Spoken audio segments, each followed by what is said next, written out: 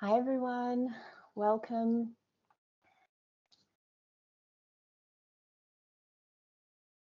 Hello, come in and say hi. All I can see right now is little name symbols, so come in if you can, say hi in the chat. Let me know where you're joining from. Maybe let me know a little bit about your design, if you can. Hi Gitus. So the Bodygraph team are here. I'm Amy. Sorry, I should have started with that. Hello, I'm Amy. I'm tuning in from the Sunshine Coast in Queensland, Australia. Hello from Missouri, from Sweden, from Michigan. Hi, great. Yeah, I imagine we'll have a lot of people from the US and from Europe, the UK here at this time. Oh, Alicia from Brisbane. Hello. Hello. I've got Vancouver, Atlanta, Georgia, Louisiana. Amazing. Maine. Very cool. California, Netherlands. Oh my goodness, so many. Hello. Well, thank you for joining. So today I'm going to be talking with you all about giving readings. And I guess what I've learned giving readings over the last 5 years, and like tips and tricks and all the things. I want to make this really interactive though, so I'm not going to have slides, so it's going to be me talking, and I really want this to be an opportunity for you all to ask questions. You may not know this about me, but I'm what we call a quadrite in human design. So I'm very receptive in nature. I'm not actually designed to be strategic. I'm not really designed to have an agenda. And what I find is when I teach classes or when I present, usually the most impactful classes are the ones where people are asking me questions and kind of drawing things out of me. So this is an opportunity for you to ask questions about like anything to do with your business and giving readings, anything you've experienced. So I encourage you to use the chat while we're talking. Quadrate as well. Hello, Lisa. You're an alien like me. Okay, so well, I'll get started. So let me know in the chat as well, like where you're at in your business. Like I would love to know who, if you've been giving readings, if you're kind of just starting out, maybe you've been giving readings for a few years. Yeah, let me know some thoughts around that, like how you're feeling with it, where you're at in your business. Another quadrate. Hello, Blythe. Just starting out, but giving readings. Yeah, beautiful. So keep popping it in the chat. So the first and most important thing I want to recommend when it comes to giving readings, the first most important thing that I think you need to understand is understanding yourself and your own chart and who you are. Okay, so quite a few people just starting out, couple of paid readings, still feeling insecure. Yeah, that's very normal, just beginning, digital products. Okay, so normal to feel insecure in the beginning. But the first thing where you want to start when it comes to giving readings, in my opinion, is understanding yourself and your own chart, because there's really no right or wrong way to give readings, right? There's no right or wrong way. There are certain things that we all learn in human design that really help us to give readings. So, you know, I really recommend building your tolerance and capacity to synthesize and especially to keynote a person's chart. You know, if you're able to keynote and bring together the core themes, if you're able to describe like the overarching kind of energy patterns that you see in someone's chart, like that's always going to be helpful in readings. But the beautiful thing with human design, you know, it's the science of differentiation. And what we all learn in human design is that we're all so different, right? We're all so different. And so the way that we hold space, the way that we give readings will be different for each person. Like I said at the beginning, I'm very receptive in my design, right? So when I do readings, I come to readings with no agenda, right? I have no agenda.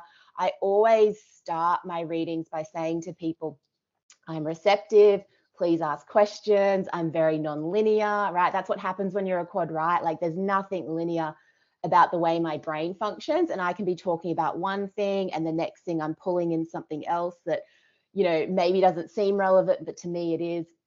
But I tell people that, right? So I start the reading off by telling people a little bit about how I work and how they can get the most out of their time with me, which is always as a quad, right? Please ask questions. I tell people to interrupt me. I'm like, if I'm talking about something, just stop me, interrupt me, and pull me back to whatever you want to talk about, because this is your time and your space. And I want to make sure you get the most out of this. But so I really recommend getting to know like your chart specifically, right? Because, I have heard people teach that, ideally you're going to sit down and you're going to be talking the whole time, right? I don't really believe that's the way to hold space in readings. I feel like they're a conversation. They're a conversation. We want to create the space and the safety for people to ask questions so that they can get what they really want out of the reading. I think it's important to know that when people are booking readings, normally it is because something's going on in their life, right? Like you'll find most people when they find human design or when they find astrology and they want to start going deeper, it's usually because some area of life is feeling a bit crunchy. There's something that's going on, right? Something has kind of made them uncomfortable, so that they're looking for change, they're looking for answers, they're looking to understand themselves more. And so I really believe, letting people, ask questions. So the way I hold space is I never just sit there and talk at people, Another thing that I love to do is have a questionnaire that people fill out before they come to the reading. So normally when people are booking in with me, when they enter their birth details before the reading, I have just a few really simple questions like, what do you want to get out of this reading? What are you really wanting to explore? Where are you feeling challenged right now? Have you had readings before? I think is really important. I find it's really important to understand what someone's level of knowledge of their chart already is before you go into the reading. I'll come back to that question about the yin or yang persona. But understanding yourself, and so if you're like me, if you're receptive, like you don't know how the reading's going to go, right? Like you and your magic is kind of showing up and letting it unfold really organically. Whereas if you're someone who's strategic in your design, you will likely go into the reading with a bit of an agenda and a bit of a plan. If you're someone with an undefined throat, I think an undefined throat is such a beautiful gift in readings because you really do get to mirror back the person in front of you. But again, like you can't, if you have an undefined throat, your not self will try to convince you that you need to know for sure what you're going to say, right? I find undefined throat people can be the people who have like copious amounts of notes for readings and things like that. And that's amazing when you're getting started. But I think your edge, if you have an undefined throat, your edge will be learning to surrender to what just wants to, again, emerge through you organically and what just wants to come out. So, get to know your chart. What is it about me that sort of indicates how I will engage with other people and how I will hold space? Your channels are always a really big indicator of what people are going to be coming to you for in a reading, your channels, and then your open centers, the wisdom that you have here. But start by getting to know your chart. I think it's also helpful to understand in your own chart as well your definition and where your energy will impact your clients, right? Like how will your energy impact your clients? Do you have a defined root? In which case, if you have a defined root, you want to be incredibly mindful of the level of stress and pressure that you're kind of working with at that time. If you have a defined ego, you're going to find that people probably leave your space feeling really motivated and really lit up. Like get really familiar with that in your chart. And then remembering that, again, there's no right or wrong. There's absolutely no right or wrong. And there's no one formula. Again, if you're strategic, you might have more of an agenda, but most of us, the magic is going to happen when we kind of flow and we relax into the conversation with a person. Wow, Ninka, 8 centers defined. Yeah, that's a lot. Are you triple split? Yeah, very, very defined. So yeah, triple split, beautiful. So yeah, having an awareness of that will help. The second thing to understand when you're going into a reading is so having that like baseline awareness of like, who am I and how am I going to show up in this space? And then also taking the awareness, like everything that you're about to share with the person in the reading, taking that awareness to how you engage with them as well, right? You know, who is this person sitting in front of me? Why are they coming to me right now? You know, even getting very familiar with their not self, you know, having like applying what you're going to tell them to how you're about to hold space for them, right? And you can use their chart. You know, this is the blessing that we all have with the human design chart, is that it's this really powerful map that shows us what someone's greatest, you know, challenge can potentially be and what their greatest dysfunctions can potentially be, right? So we want to come into it, you know, and when I say like understand the person in front of you, like even as basic as their energy type, right? Like if a projector is coming to you for a reading, the biggest gift that you can give them is helping them feel recognized and seen. If a generator or a Mani-Gen is coming to you for a reading, the biggest gift that you can give them is helping them uncover what they might have a response to, right? Usually asking them questions, right? I find, you know, a generator or a Mani-Gen, I've had it so many times where they come and they've maybe got options and it's like, oh, I'm thinking of studying, this is an actual example that I had recently. I'm thinking of studying psychology, and then I am also thinking of starting a candle business. Like, which one? You know, and we're never going to tell them what to do, because that's the whole point of human design. It's to empower them as their own authority. But you can really powerfully, you can ask powerful questions for generators and Mani-Gens, and also affirm to them, you know, that they're not here to be beholden to someone else's vision, right? They're here to be, again, satisfied and fulfilled in their own life. With a manifester, one of the biggest gifts that you can give them is to affirm like their impact, and affirm that they will probably never fully know the impact that they have in the world, and empower their voice, right? Empower their voice. They've usually got trauma around expressing themselves fully. And then for reflectors, the biggest thing you can do, I find, for reflectors is affirm that no, you're not crazy. There's nothing wrong with you. You really are like this beautiful chameleon, right? And you are changeable in this way. And it doesn't mean that there's anything that's wrong. So even as basic as like affirming, you know, what you know about their energy type, but remembering like with their type, you know, with projectors, we're going to focus on recognition. Projectors really like questions. You know, projectors really do well with open-ended questions. A manifestor might not enjoy you like asking them lots and lots of questions, right? So tailoring it to the person who's in front of you. And then I think the other thing you want to remember is there's so much more beyond the person's chart too. You know, we see their chart, we don't really ever see or know for sure exactly what's happened beyond the chart. And so we're making kind of estimated assumptions, right, about what the chart tells us. It doesn't mean their life has played out exactly in that way. And I think it's important, and this is probably one of the most helpful pieces of advice I've received when it comes to giving readings. And this is something that is really expressed in astrology and in astrology circles and training. But I think it's important to remember that not everything you will share in a reading will feel affirming and palatable.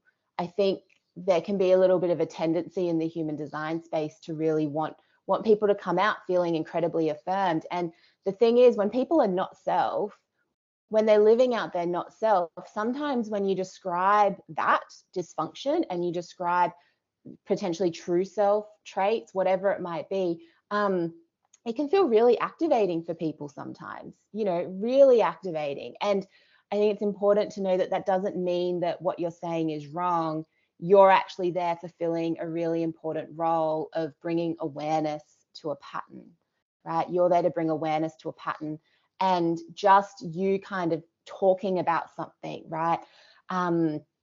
Talking about something that's in their chart, that can activate their deconditioning process. And I've had it so many times where I've given readings and I've come out and I've thought, oh, I don't know if they liked this part that I was talking about, right? I don't know if they really loved me talking about letting go of structure, for example, right? Or experimenting with more fluidity, you know, in their workday. If this is someone that has come from like 30 years, their whole life living as a structured, rigid, you know, you have to control. And then I'm in the reading saying like, you're actually not designed to be in control. And you might actually do well with a little bit more fluidity. And maybe you could experiment with being a little bit more receptive in your day-to-day life. That can feel really activating for people, right? But what I have found time and time again, those readings where you say something and you can tell like, yeah, they don't want to hear that.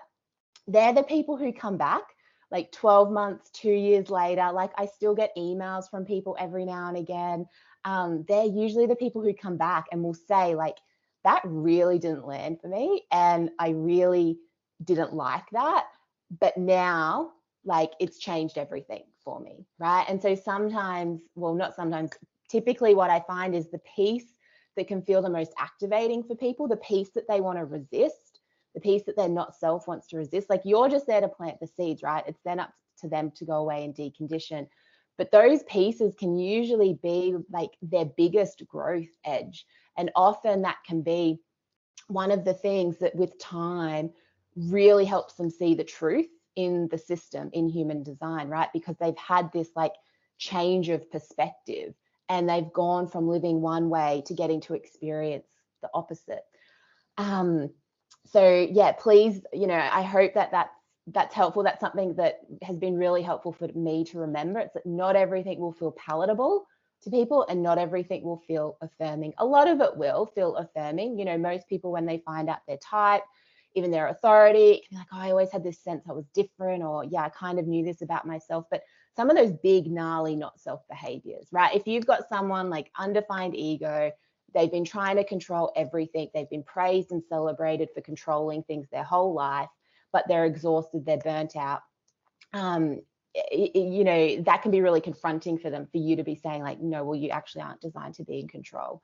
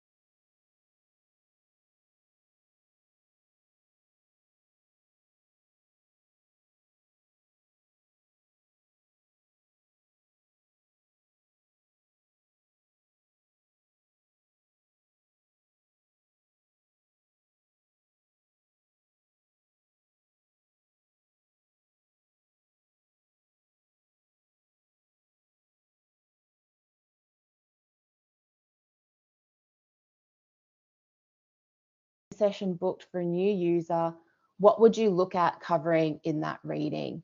Yeah, 90-minute session, you can get through a lot, right? So typically what I would do is you want to synthesize the most important pieces, right? So you, in that 90-minute reading, you want to be able to synthesize the not self.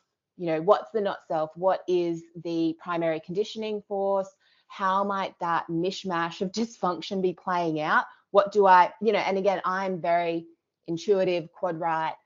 It's usually like, what is this saying to me? What's kind of jumping out to me about the not self?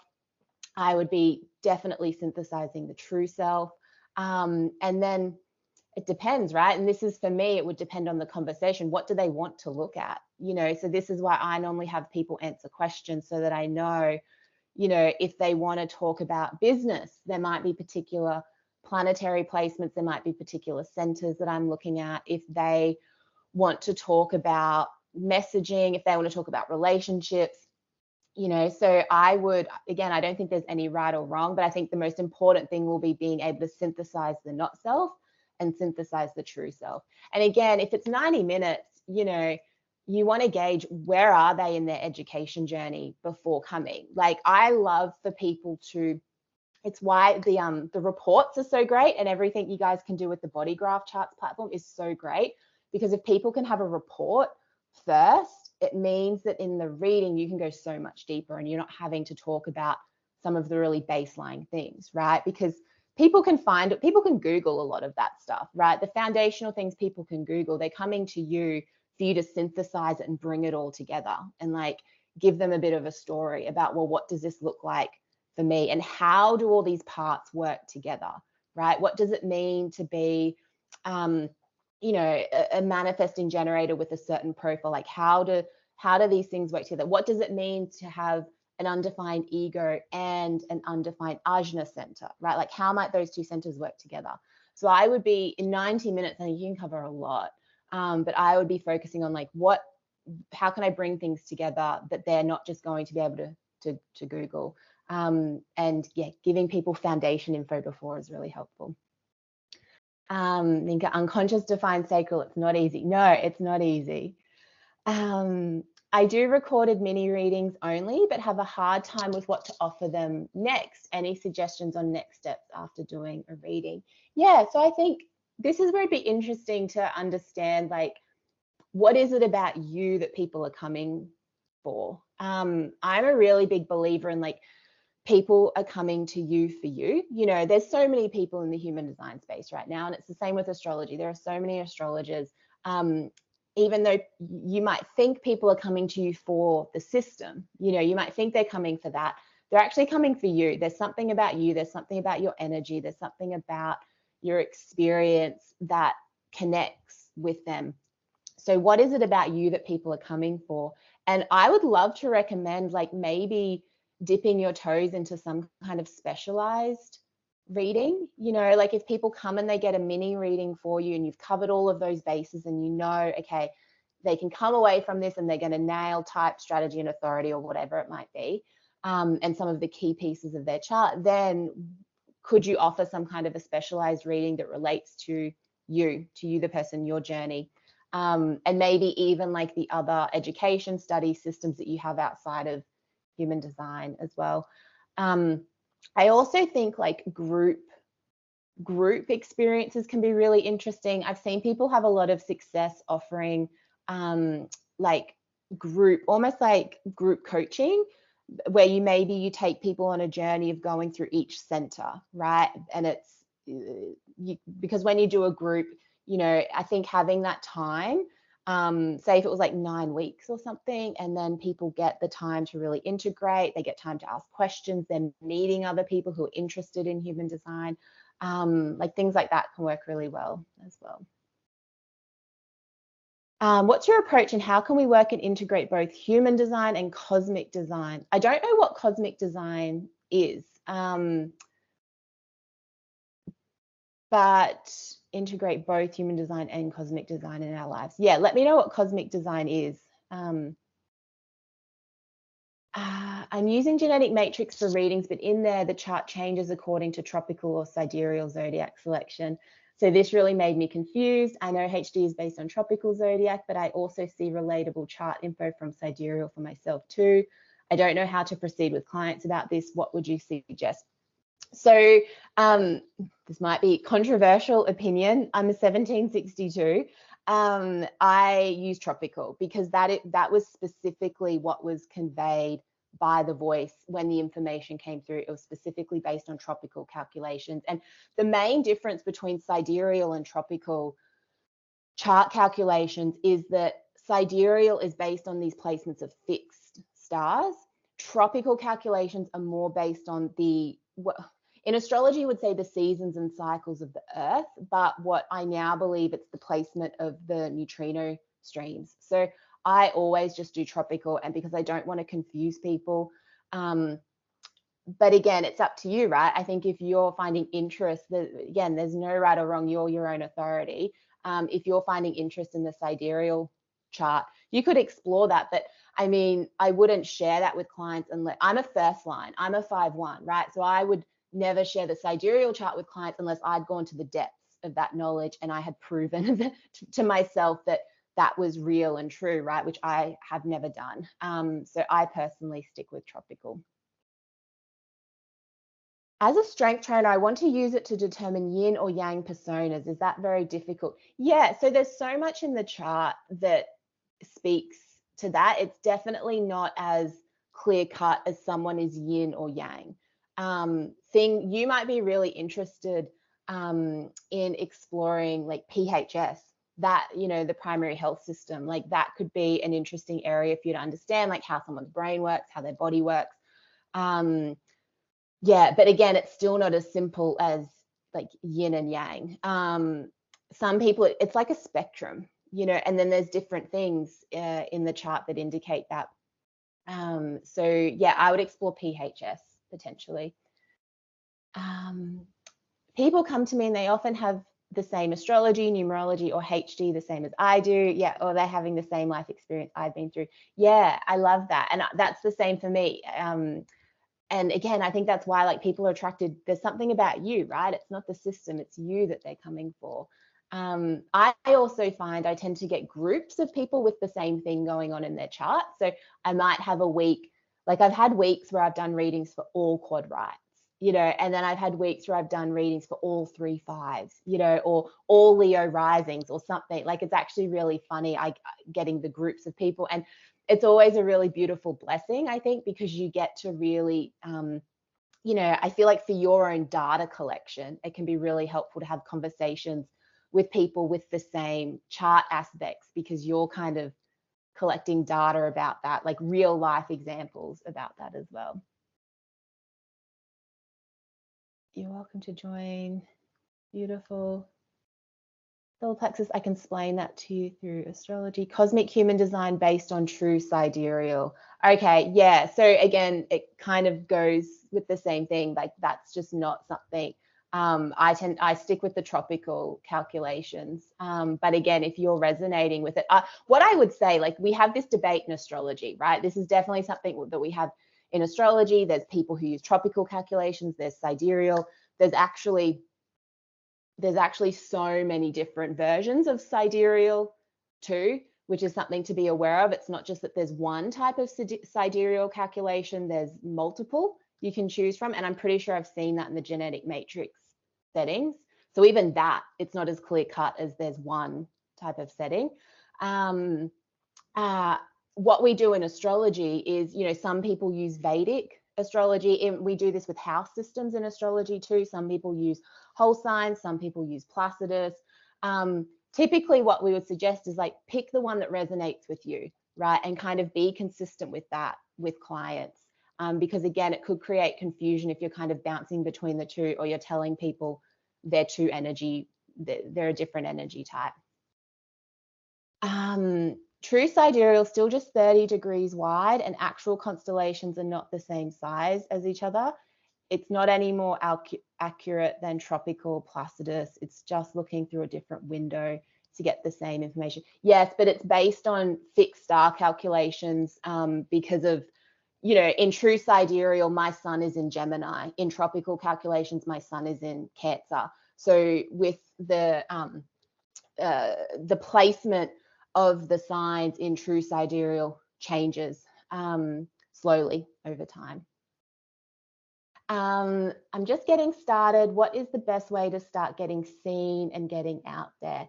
Yeah, so I definitely feel like the biggest leap is putting yourself out there, I think, and you know, getting comfortable being seen. In what I did in my business is I'd done a lot of work on my nervous system. Before I started this business in astrology and human design, I'd actually started another business a few years before. And well, I started a blog, right? I started a blog and I was terrified of anyone I knew finding me. I was like, I would actually have like panic attacks because it was this kind of like spiritual blog. And it started to get a little bit of a following. And I had an Instagram page, but I would keep it really, really secret.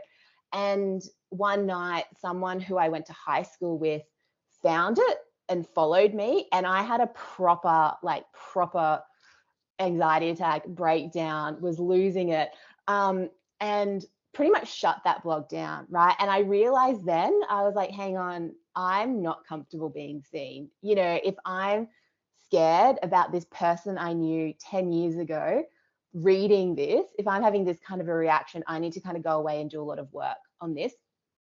And so I did. And if you've been in my world before, you'll hear I talk about network spinal analysis all the time. It's been huge for me, and I really feel like it's been the modality that's really helped build my capacity to be seen more. So yeah, but doing things to work on your nervous system, and then just finding a platform that works for you and putting yourself out there, right? Creating content.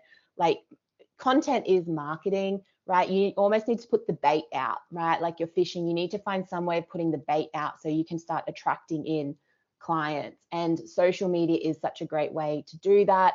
I definitely recommend finding the platform that works for you though. So for me, I come from a design background. I'm really visual. So Instagram feels really natural for me, and it always has. Whereas I have clients who are writers, and so for them it's Facebook, it's LinkedIn, it's having a Substack. I have other clients who are like just on YouTube because they really just love getting on and talking and love being on camera. So, I think pick one social media channel I would suggest in the beginning, like pick one and build it to a point that it's really flourishing, and then kind of diversify. And again, if you're starting your business, if you're coming into the industry now, I really recommend like thinking about like, what makes me different in this space? What makes me different? Why will people be coming to me? What has my lived experience been? How did this system impact me in my life? Even again, getting really familiar with your definition, because that's what people are probably going to seek out. Also getting really familiar with your open centers and the wisdom you have there. Do you use Bodygraph software on your website? How long did it take you to personalize your chart and make it your own? So I do have the Bodygraph charts API, so you can look at my website, my Constellation, but I actually had Gittis and Algus and the team, they've kind of created mine like custom. So it works a little bit differently. Like I never go into the Bodygraph charts platform, but it is sort of connected to that. Sorry, Gittis, I might not have explained that well. Yeah. So most people I read for experience grief or relief in their readings, and it's so important to hold space for that. So my approach is more of a coaching style, yes, rather than a straight reading, which takes more time. And I often bring in breath work or mindfulness into the reading to ground the energy. So my style of reading is very different to conventional readings, and I'm not really sure how to market that. Well, I think you market it as like, this is the point of difference, Jan. I love that. I actually feel, I've studied coaching and like a lot of different modalities for holding space as well. And I actually feel like having that education is so helpful, and having the understanding of like how to actually hold space for people, like ethically, with integrity, how to hold space when someone is, because readings, they can bring up a lot of stuff for people, right? So I actually think the way you market that is like, this is what makes me different, right? So like human design is the system, but where, you know, it's also, I'm also offering like a transformational experience where we'll use your human design to uncover things. And then we have these other beautiful tools, breath work and mindfulness, that will really help you move through things, right? And create change within that container. So I think like exactly what you're saying, why it's different is exactly how you want to market that. I find that I'm okay with putting myself out there with the web and complete strangers, but not folks in my physical community. I was exactly the same, Jessie, because they don't seem very receptive to my spin on life and the HD system. So thank you for sharing about network spinal analysis. Yeah, do you know, that to me, yeah, even now in like my real life, like there are so many people in my real life who are just not interested in human design and astrology, don't understand it, think it's woo-woo. And so I like, even now in my business, I feel more recognized with my online, you know, and even like my online network and friends, like some of my best friends now I've met through this space who do similar work to me. So, you know, I think feeling that in your real life community is really normal, and you'll probably start to meet more and more people. Like that's the thing, as you authentically show up and you put your work out there, you'll start to attract even more friends in the space as well, and you'll find that recognition there. In providing a reading for someone new to human design, is there a particular order that you introduce concepts? Also, how do you structure the reading offering? Someone mentioned 90-minute readings and another person mentioned mini readings. Do you have a suggestion on how long first time readings should be?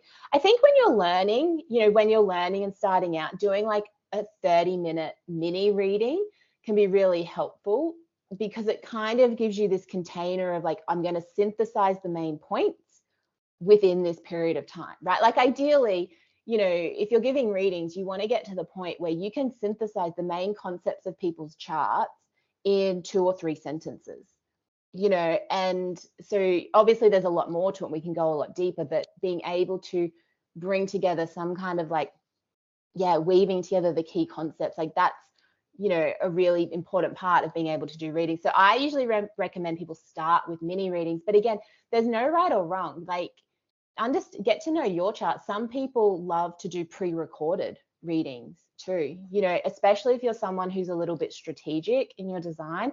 Doing like a pre-recorded reading can be really, really impactful. If you're like me, I always need the person there. I always have to be face to face because I need the questions to pull information out of me. When it comes to structure, I mean, there is a very important structure that we want people to kind of move through, or that people tend to move through this structure anyway when learning about their design, which is type, strategy, and authority. And then it's usually profile, and then it's usually going into like their definition type and their channels, and exploring then like the definition versus the not self. But again, it depends. If you're offering reports, you know, you might, if you're offering reports, you can kind of lay that out for people. They can have it like a few weeks before they come to have a reading with you, ideally. And then you can be, again, well, this is me talking as a quad, right? But this is my ideal. Then in the reading, I can be receptive and we can go wherever they want to go, and we can go deeper into specific topics. Is a unique platform. Yeah.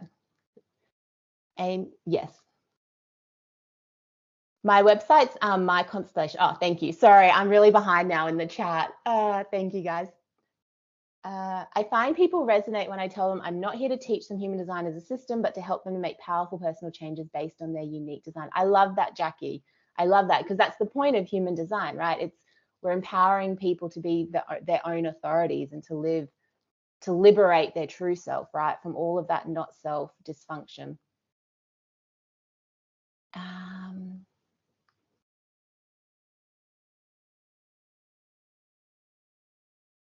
Yes. Okay, cool. I think I've caught up on all the questions. So I'm just going back to the beginning because I feel like there was one I said I would come back to.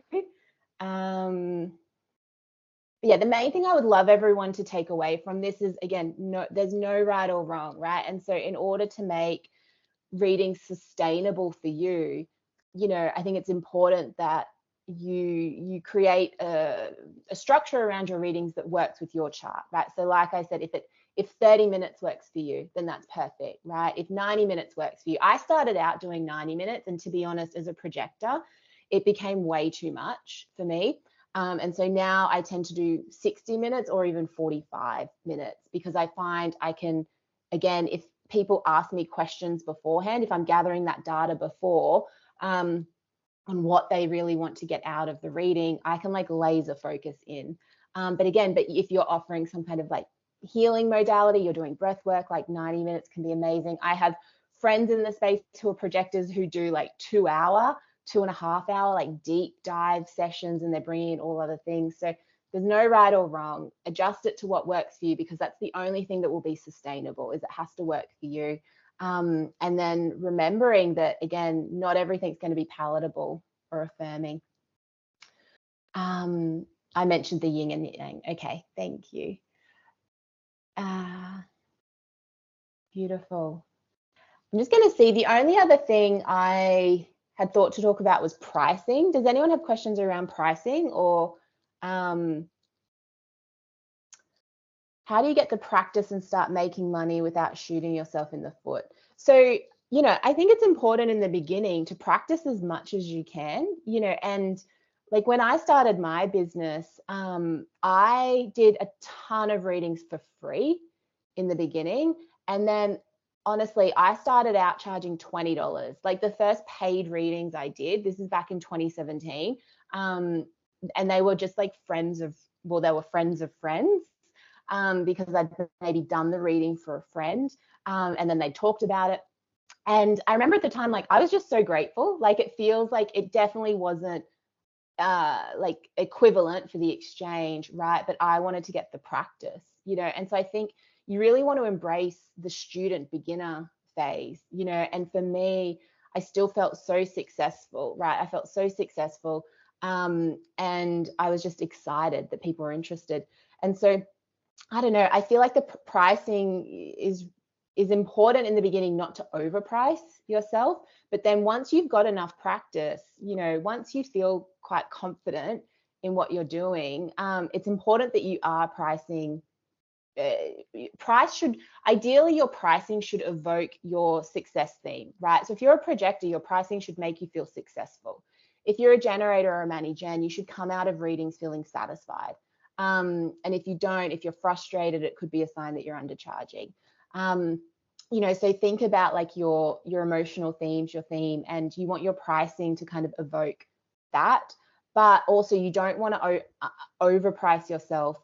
So I always recommend for my students, again, there's no right or wrong, but you want to do market research, look at what other people are charging. Even if you have an undefined ego, have a look, so that you have some context for like what's going on in the industry. And then think about like, how much study have I done?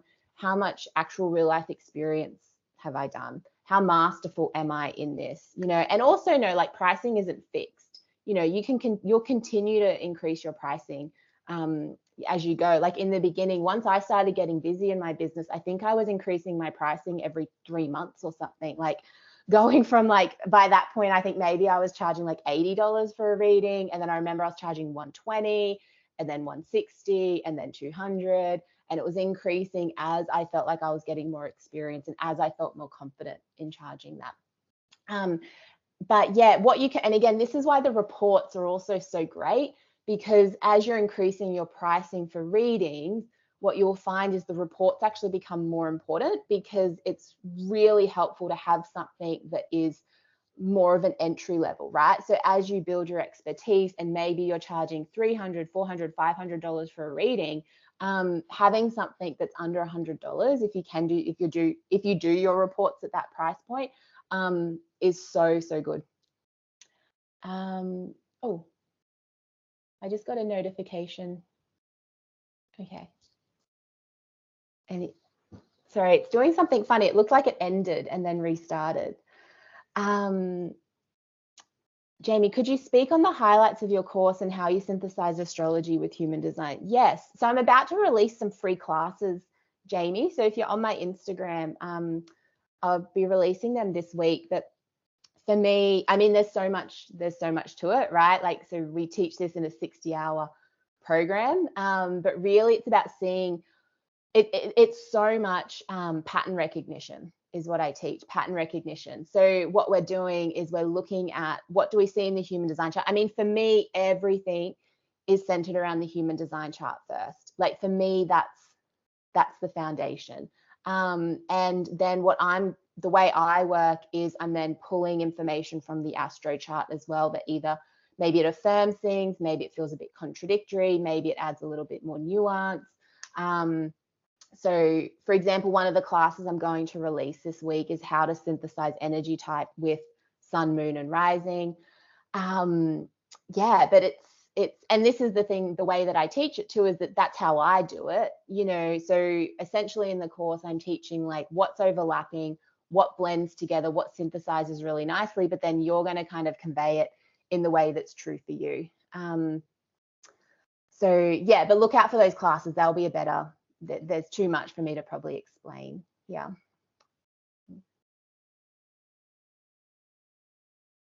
Barbara, I'm an expert at the astro chart, tarot, birth cards, and numerology. My weak area is HT. Yeah, beautiful, Barbara. So that means you probably have the foundation of the astro chart, and then what you could do is just be blending in some of the foundational pieces from human design.